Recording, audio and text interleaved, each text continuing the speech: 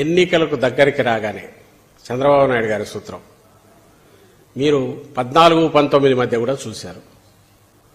14-19 మధ్య కూడా ఆయన చేసింది మేము 2,000 రూపాయలు పెన్షన్ రాగానే ఇస్తామని జగన్మోహన్ రెడ్డి గారు నాకు గుర్తుండి 2016-17లో ఎప్పుడో ప్లీనరీలో ప్రకటించాం.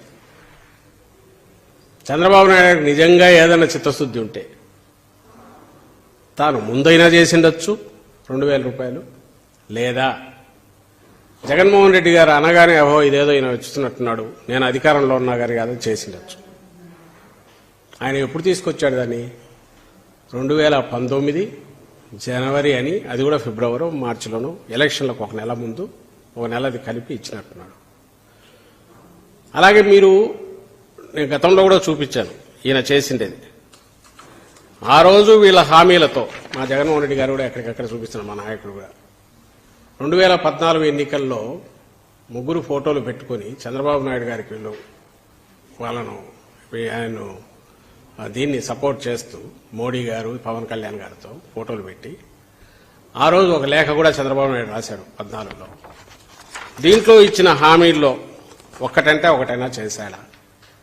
3 సెంట్ల స్థలం అన్నాడు, ఇల్లు అన్నాడు, అలాగే ఉద్యోగం వచ్చేంత వరకు నిరుద్యోగ భృతి అన్నాడు, ఇంకా చాలా ఉన్నాయి.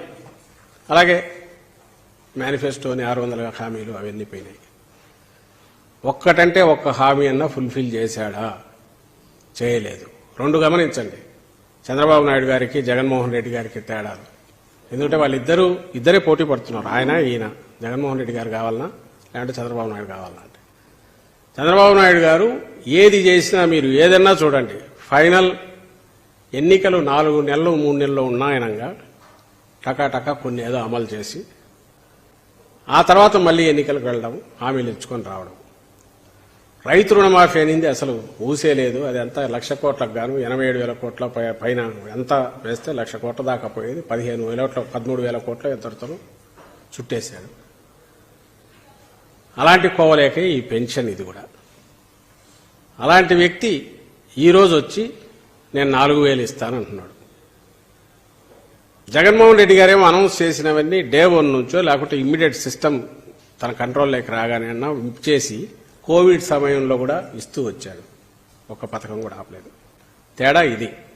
మళ్లీ ఎన్నికలకు వెళ్లేసరికి తాను ఇచ్చిన తన పథకాల ఇంప్లిమెంటేషన్ కూడా పూర్తి చేసి దాని ఇంపాక్ట్ కూడా జనం పేదల మీద ఉండి వాళ్ళ బతుకులు బాగుపడినాకనే మీ ఆశీస్సులు ఇవ్వండి అని జగన్మోహన్ రెడ్డి గారు వెళ్తుంటే చంద్రబాబు నాయుడు అలవిగానివో లేకుంటే ఏదైనా సరే ఆకాశంలో తెచ్చిస్తానని చెప్పి అర్జెంటుగా ముందు అధికారంలోకి రావాలి, ఆ తర్వాత మొత్తం చాప చుట్టేసి పక్కన పడేసే రకం ఆయన. ఇప్పుడు మళ్ళీ అదే దీంతో వస్తున్నాడు. 4,000 అది నమ్మరని చెప్పి 3 నెలలు ముందే ఊరించడానికి ఏప్రిల్తో సహా. జూలైలో ఎందుకు? ఏప్రిల్ రాగానే ఇవ్వచ్చుగా, మే 1 నుంచి ఇవ్వచ్చుగా. మళ్ళీ జూలై ఎందుకు పెట్టినాడో తెలియట్లా. ఆయనకేమైనా 5,000 అయినా చెప్తాడు. నాకు పురాణాలు దీనికి సంబంధించి గుర్తొస్తుంది ఒకటి. సీతమ్మ తల్లిని తీసుకుపోవడానికి రావణాసురుడు వచ్చినప్పుడు ఆ వేషంలో అట్లే వస్తే దగ్గరికి రానివ్వరు, లక్ష్మణ రేఖ ఉంది దాటదు ఆమె, అందుకని ఒక సాధువు వేషంలో వస్తారు. ఆకలి వేస్తుంది, ఇదేదన్నా ఆహారం ఏదన్నా కావాలని అడుగుతాడు. ఆమె లైన్ దాటకూడదు కదా అని అవతలే ఉండి అయిపోతే ఇది లైన్ దాటమంటాడు. లైన్ దాటమంటే ఆమెకు లక్ష్మణుడు గీసిన గీత గుర్తొస్తుంది. అనుమానంతో ఇది ఉంటే ఆగ్రహం వ్యక్తం చేస్తాడు, సాధువులనే నమ్మరా అని. అవతలకి రాగానే ఎత్తుకొని వెళ్ళిపోతాడు, లంకలో పెడతాడు. ఇదే ఈయన చేయబోయేది.